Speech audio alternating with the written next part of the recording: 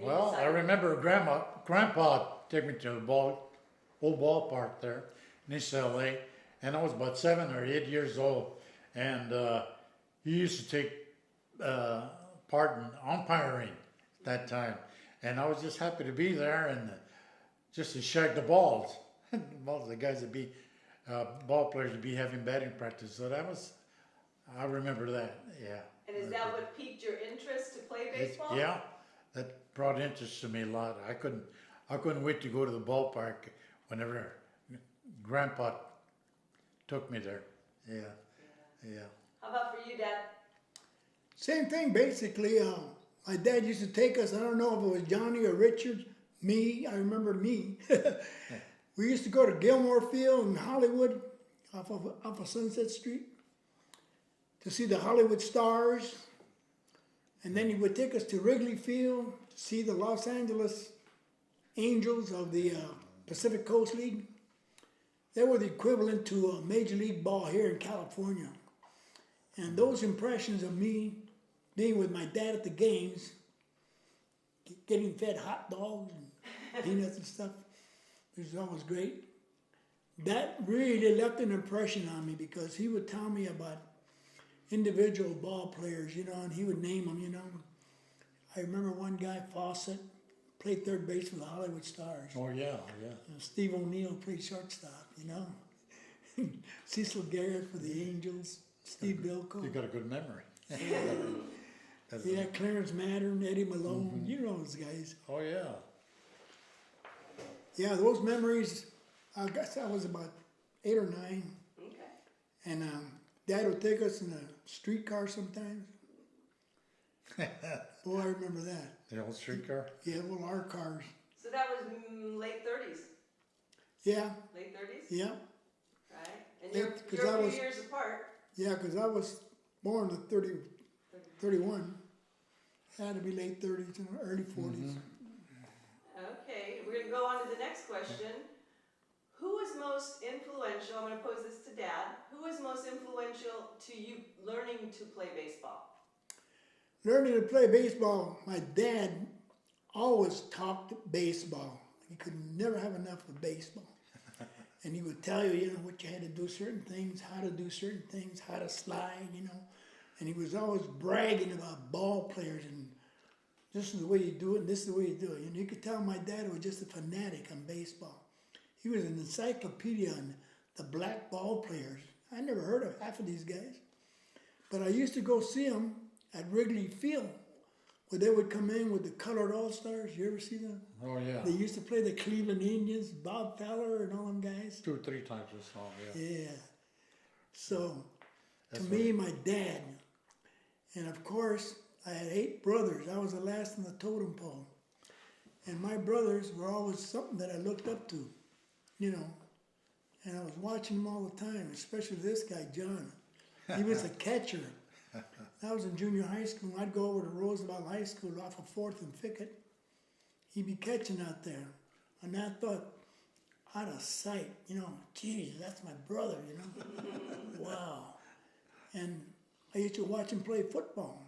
And he was really the only one that I saw play football of the family. George played a lot of football, but this guy was a quarterback, Of course, I had to become a quarterback because he was a catcher 2 years prior to my going to high school, and then I played the last 3 years. So my brothers, and the other one individual who really left an impression on me because he gave me a chance to catch. I think Jimmy Ushitake got hurt in the game, got a line drive in the kneecap. And I'm sitting there, flipping my thumb, and he says, "You want to get back there?" "Why not? I get to play." And I was lucky enough to throw out a couple of guys. This was Saturday afternoon playground baseball league. And everybody lived at the park. Everybody. Older guys, younger guys. Fresno Playground was the park. And I got to throw out these 2 guys in that game. And he said, "You're my catcher." That's right. Who was that, Dad? Who was that? Louis Luneta. Remember Louis Lynette? Our playground director. Playground director who influenced me in my social life. He knew your mama very good, you know, and he always just called me lover boy, this and that. And Well, he played ball himself. he played professional baseball ball. too. Yeah, he was a pro ball player. Louis Lynette, Parks and Recreation Director at Fresno Playground. They had a lot of influence in us. Very much so. And how about you, Uncle? Same grandpa again. He was influential, you know, in getting me interested in baseball.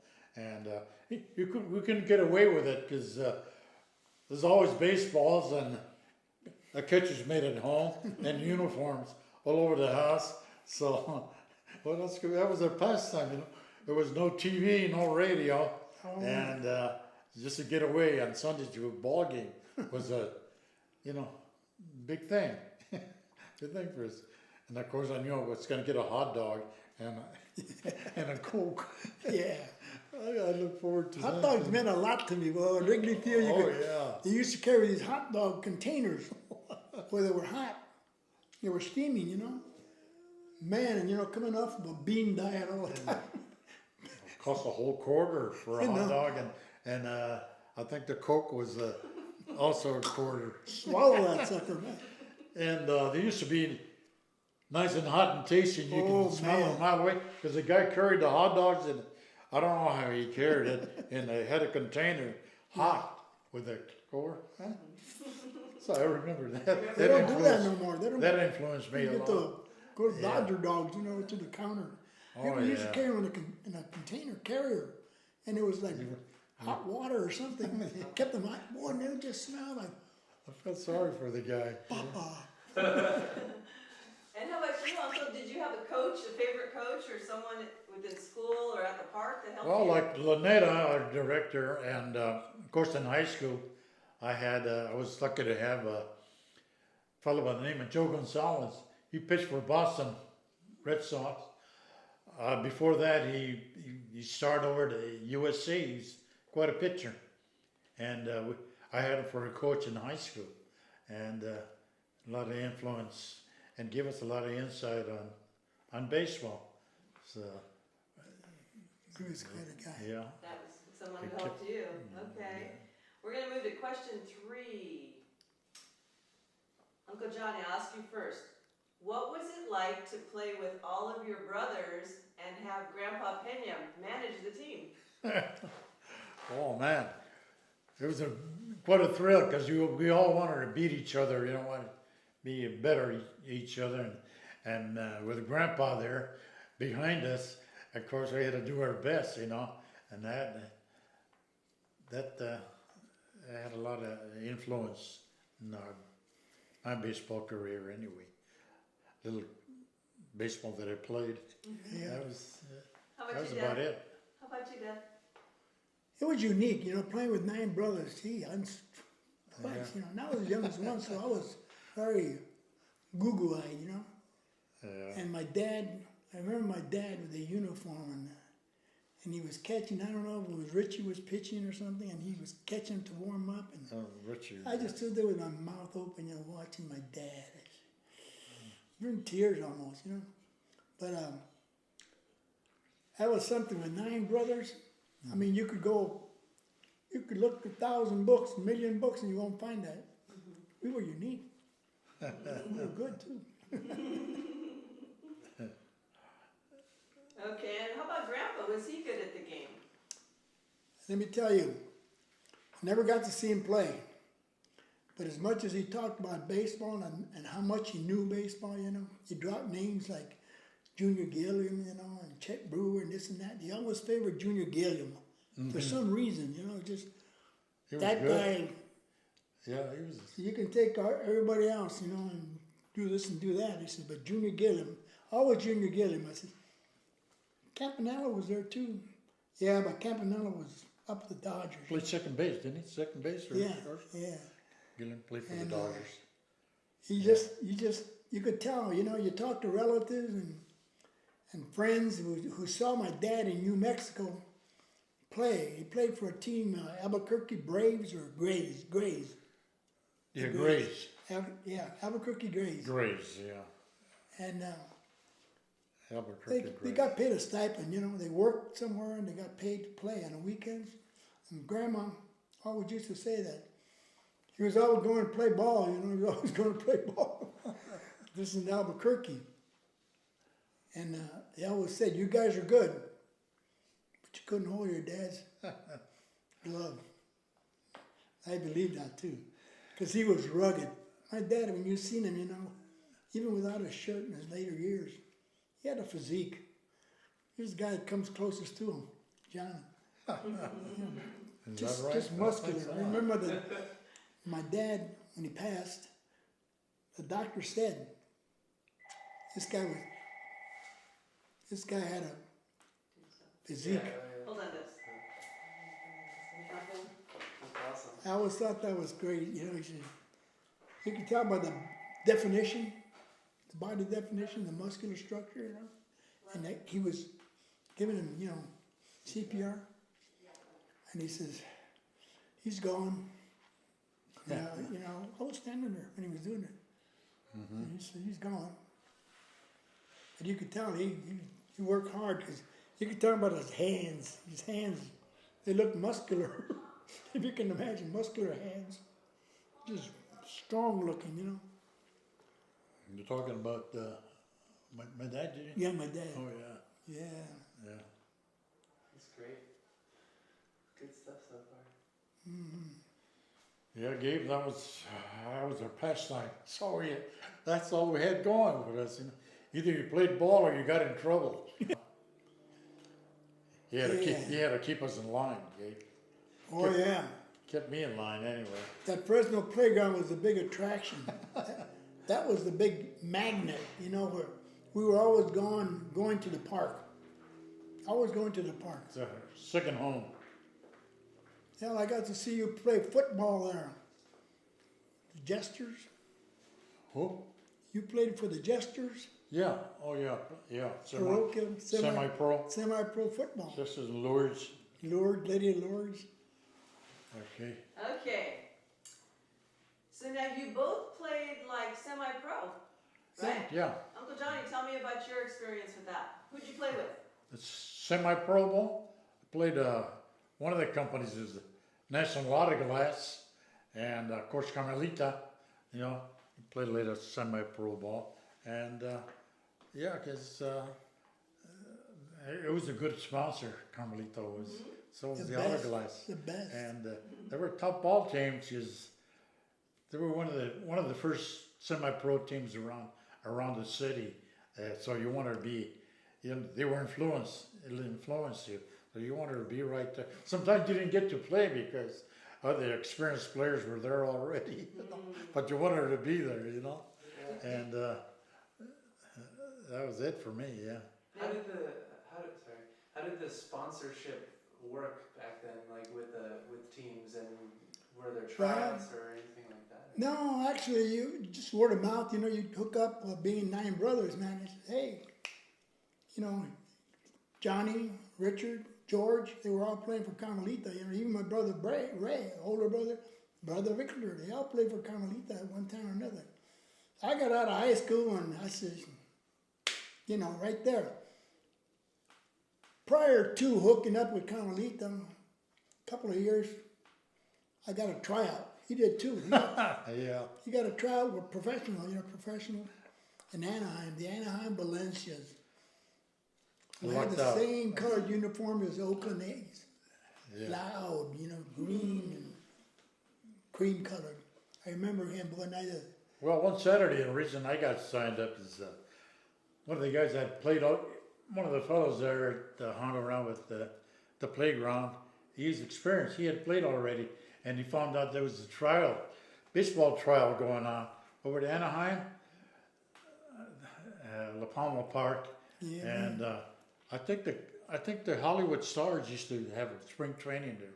Anyway, we went out there, jumped in a car, and that was before the freeways. Went down there, Whittier Boulevard, down to Harbor Boulevard. Anyway, I had a good day. I lucked out and I got signed up. A whole $300-400 a month, I guess. I remember him bringing the uniform home, Yeah. and I was really goo-goo-eyed, professional ball. Yeah. And I happened to go to the Anaheim Park to watch him play. Saw him clobber a couple of balls. I don't know if they left the ballpark, but he had power. John had power. What position did you play, Uncle? What's that? What position did you play? Catcher. Also catcher. What else? Grandpa The played. Peña thing. Yeah. Yeah, he caught the last Grandpa- 2 years in high school, and after he Grandpa- graduated, I stepped in. I caught the next 3 Gable years. said, yeah.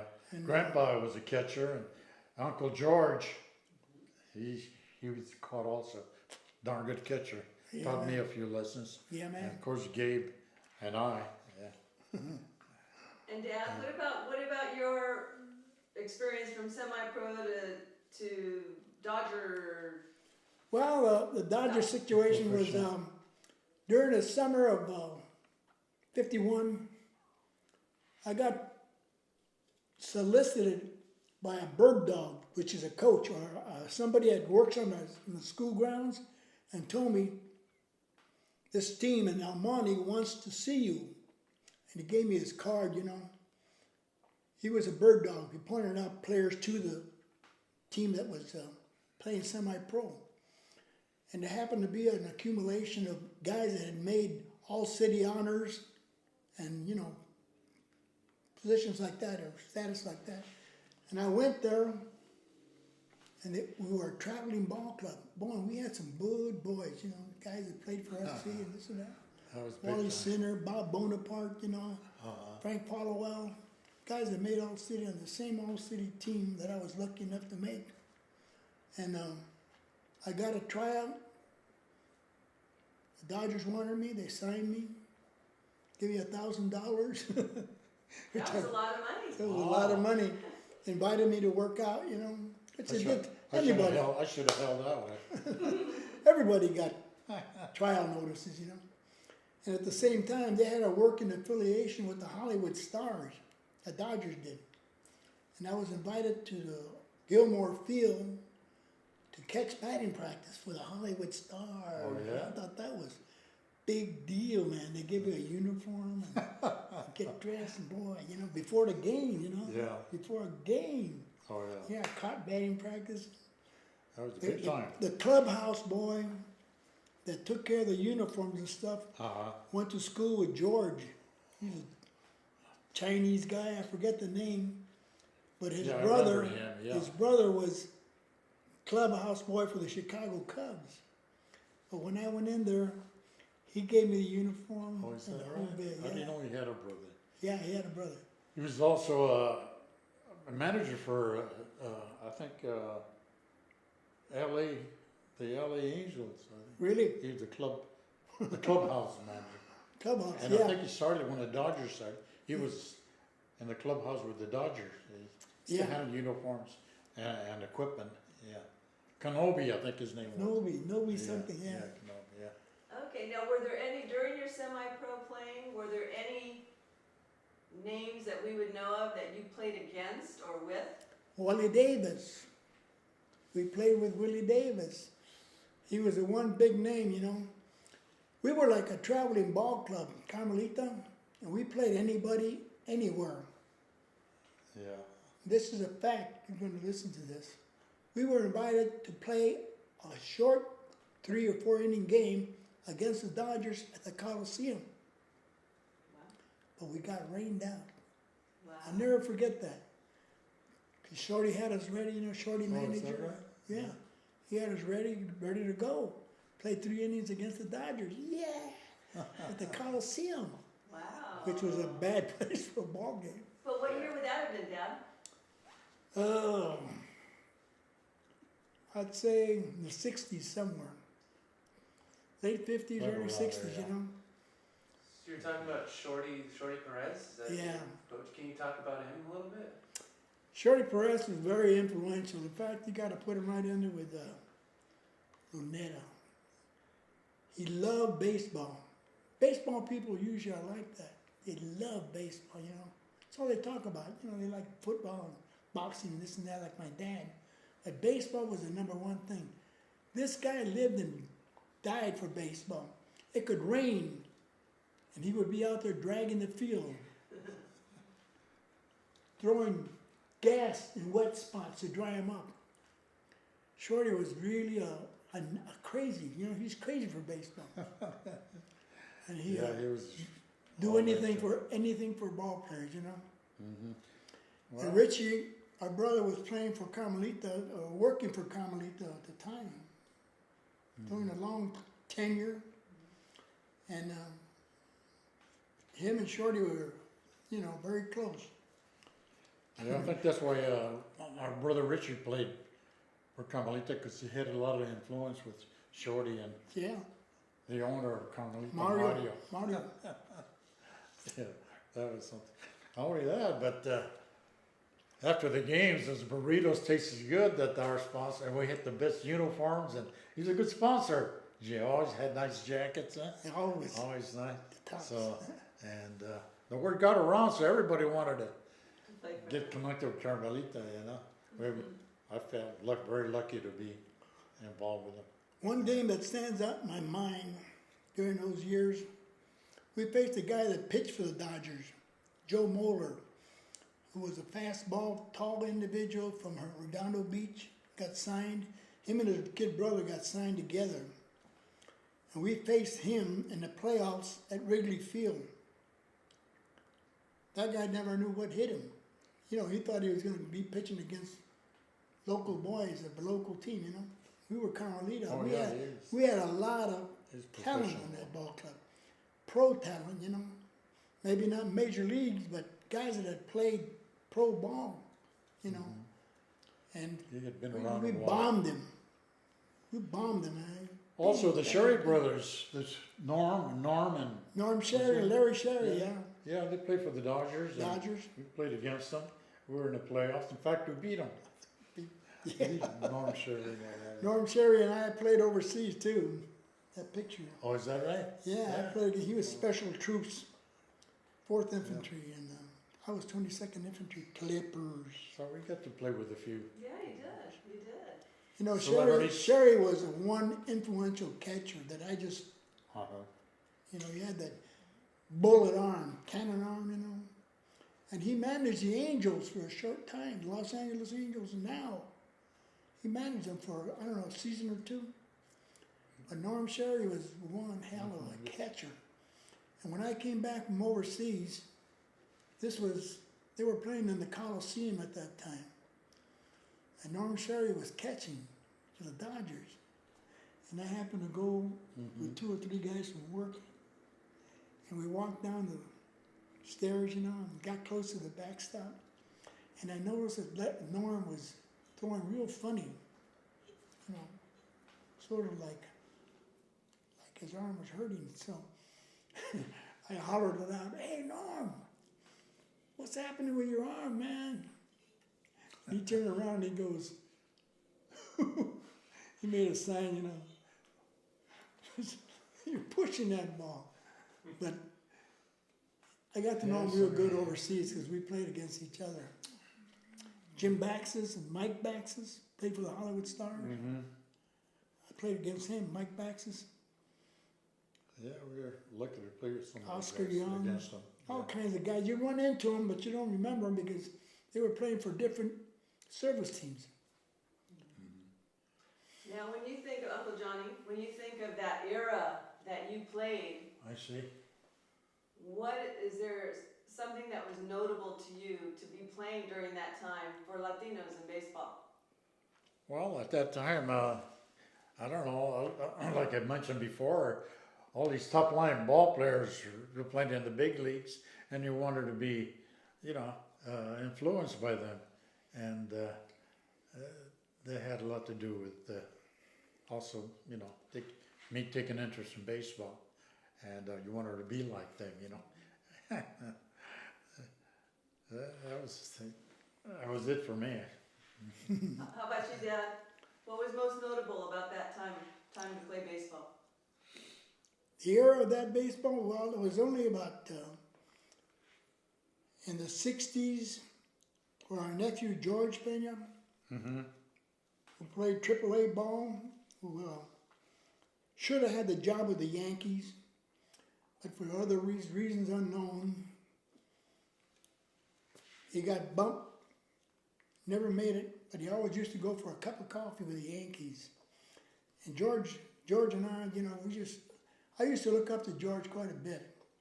He was so modest, you know. Mom and Dad loved him, you know.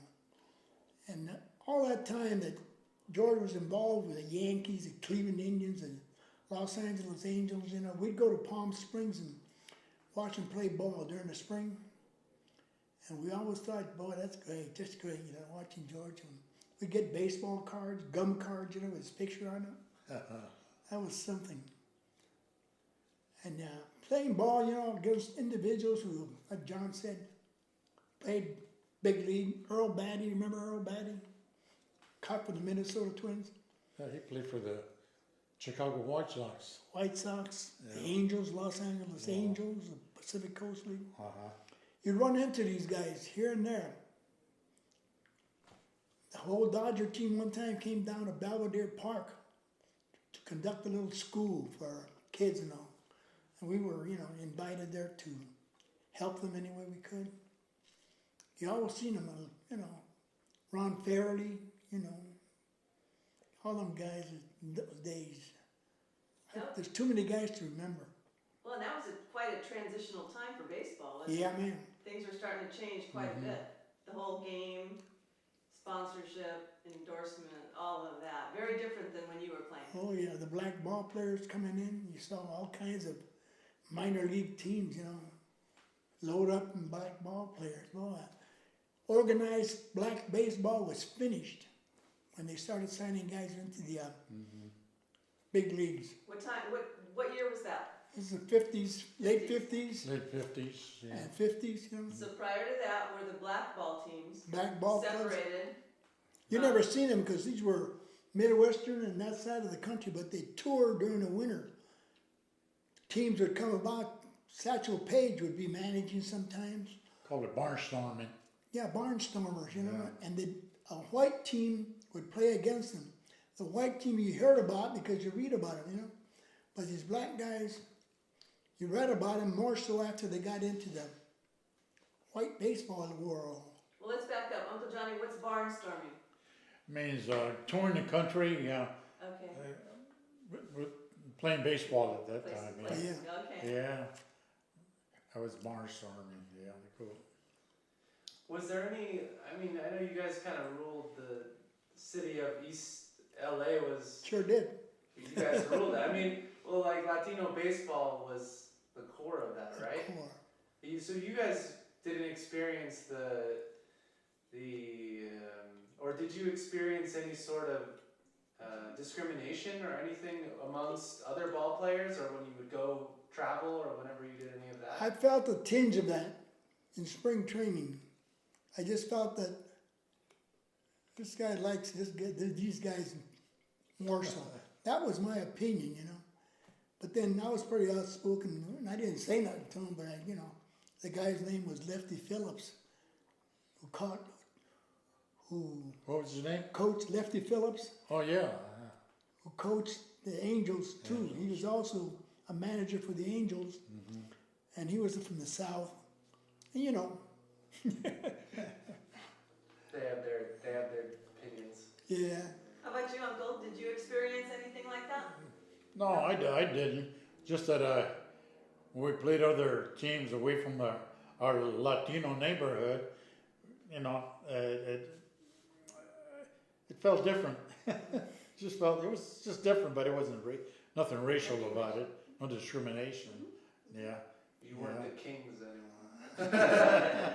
Well, you know, the black teams loaded up. The Southwest teams, you know, Compton, Watts, Southwest. You know, we used to play them, and they were loaded. We didn't even know the guys, you know, because they used to pull. They pull them together. They pull them together, you know. We play them, boy, and they used to love the Watts. Remember the Watts Giants? Giants. They used to love to play us because we had a real representative team, and we'd beat them. We'd beat them a lot in tournaments, night tournaments. Remember the Watts tournaments at night? Mm-hmm. In Sawtell, we used to play in Sawtell where the Bruins play. Was there any other team like you in East LA at the time? Was there? Who was your competition at the time? Like, Well, like you said, National National Auto Glass National Auto Glass. break, and One of was our it, what was sponsors. with George work? U.S. Spring and Bumper. Who's bringing bumper? Eastside Beer. They were a big sponsor. Brookside Park had Mike Garrett, who was a Heisman Trophy winner, playing shortstop. The Rosebell Plumbers, what was the team that played at Montebello? The Montebello Stars? Yeah, Montebello Stars, I think it was. Yeah. Yeah, the fellow played he played at SC first. His father was a pitcher. Science South. Yeah, Science Lefty South. Science South. Yeah. He pitched for Right. Phillies. Yeah, for the Phillies. He pitched for the Phillies out of Montebello. Yeah. And he's one of the few guys I remember. I remember Played. the coach, Coney Galindo? Oh, yeah. Uh-huh. He was the guy that made his name in SC. Come into from SC. He was a big star in SC. He held the batting average, I don't know, 450 or 500 or something. Way before our time. For years. Uh-huh. He was the guy that got Joe Gonzalez, who was our coach, Yeah. into SC. Coney Galindo, Yeah. who happened to be an umpire. And I caught with him behind me. I also caught games with, and he did too, with Emmett Ashford, who was the first black umpire in professional baseball, who was an immaculate man. I'd never seen a guy dressed so neat for being an umpire. His sister He's a wrote good a book. umpire. I don't even know the name of the book, but his sister wrote a book, Emmett Ashford. It was so colorful, you know. Yeah, his sister was over there at that get-together Well, for at Pasadena, and she taught. He had passed away already, and she had something to talk about. Her brother, I guess it was. Yeah. Now you talked about SC, and I know that there were a few guys on Carmelita that played for SC. Conrad. UCLA. UCLA. They played Yeah, for UCLA. Scott. Oh, yeah. Scott, he played at SC. There was another one. Scott Conrad Minatonis, Freddie Scott, Monotone, yeah. Another good Ernie player. Rodriguez. Ernie, yeah, Ernie was good. He coached the high school for a long 30 years. Yeah, he retired about Who came 5 to, years ago. Who came to your party with Yeah. Armando? The catcher. What's that? Velarde? Art Velarde. Those four guys that I remember went to UCLA, which was the first time that had taken place, you know. I remember Charlie Mena Oh, yeah. going to SC and pitching there. Oh, That was very, very rare to break into an elitist kind of a group at SC. You broke into their lineup, you were something special. When Rod Dato was coach there, it was very preferential, you know. Yeah. Okay, and our last question, Uncle Johnny, what's your favorite baseball memory? wow. So many of them. I can't pick up one. Just my favorite ones when I got signed up to play ball and thought it was big time, you know. And oh yeah, my first time away from home, and and I was I was under the Cardinal farm team, and the Cardinals is one of the better teams to be signed up by. Yeah, next to the Yankees. Yeah, so I lucked out. The Yankees were big at the Yeah. time, Oh yeah, right? The Yankees were they're always big. Oh yeah, oh yeah. Since I Babe think- Ruth was there, they were big. Yankees and what was it? That's when they had Joe DiMaggio and those guys. Yankees, When imagine over Gary, the Coast League, the San Francisco Seals, Whitey Ford, the pitcher. Whitey Ford, yeah, Yeah. So Ed Lopez. they must have been good. I won about 10 straight World Series at that time Yeah. that I remember. Anyway, that's the way I was influenced. How about you, Dad? What's your favorite baseball memory? Just playing the game at various levels, semi-pro, municipal, and playing against individuals. You see them, and this guy played for that team, and this guy played for that team, and this guy played for that. Playing in the service, giving chance to try out, you know. And I was a very small guy. I wasn't big, you know, 5'8", 145, 150 pounds at the most at the time, and I was a catcher. But I always used to put the one factor that I think let people know that I was around was hustling. I used to hustle. In fact, the coach from Fremont High School, Les Hazrat, remember him? She's from Fremont? Fremont? Oh, yeah, I don't remember. Yeah. He told me after the game, he says, "You're my all-city catcher, you know." And I played against him. And he says, "I like the way you hustle." That's all he told me, and he walked away, you know. And that, you know, I used to make it a point to try to, like, outrun guys from the catching position. I'd flip the mask off and take off down first base, try to beat them down the line, you know. It used to be sort of a talking kind of a subject there for a lot of people. What are you doing running down there? Just to see like you're not there before him, you know. And I used to love the hustle, just hustle. That to me, that was part of baseball. You know, baseball was just, it's in you. It's innate, inbred. You can talk to any ball player anytime, anywhere, and it's hard to put it in words. I can imagine what these guys who have played in big leagues for years and years. I just finished reading the book, Babe Ruth, and I've read that book twice. Yeah, like how now you watch games now, and you watch games now on TV, the Dodgers, the Angels, and you see the big differences that from back then to now. Oh, like, yeah. How do you feel about it now when you watch it? When you watch baseball? Well, I feel we're just as good or better than some of the players we've seen now. Especially, I don't want to mention any names, but guys swinging and balls hitting the ground, and these guys are getting millions. We were getting burritos and beer for our and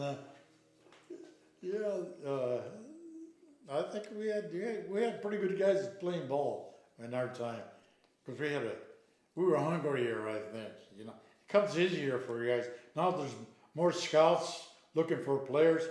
We had scouts, but not that many. There's only that guy. What was the name of that? He's always there at Fresno. Yam Ornelas? He covered guys from Mexico. He signed up. Yam Ornelas. Ornelas, yeah. And there was another guy played for the Yankees. He was out of Los Nietos, Lefty Flores, I think. Lefty Gomez? Or Gomez, yeah, Lefty Gomez, yeah. He was another scout after he retired. And but now they're about in every college or high school. You see, these guys are scouting every player, good player, decent player. Yeah.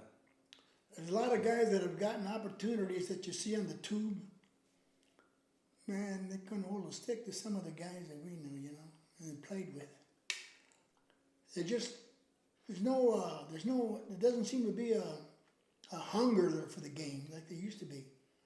Even the old time games you watch on the tube, you know, you could see the difference now. They're too, how do you say it? Comes a lot easier for ball players now. Yeah. Too spoiled, I guess, you know. Too much comes easy. They have a lot of opportunities to play, you know. Half these Dodger pitchers, we'd have ate them up. There was the other guy. He played for the Myers. He caught for Hollywood. Then he started scouting. He started coming around the neighborhood. Myers. He's a real easy-going catcher. I know what you're saying. Yeah, and he was another scout, but there weren't not that many like there is now. Yeah. The hot dogs are still good. Pardon? The hot dogs are still good. Oh yeah. Not as good as they were then. No. Yeah. All right. Well, that's good. I did it.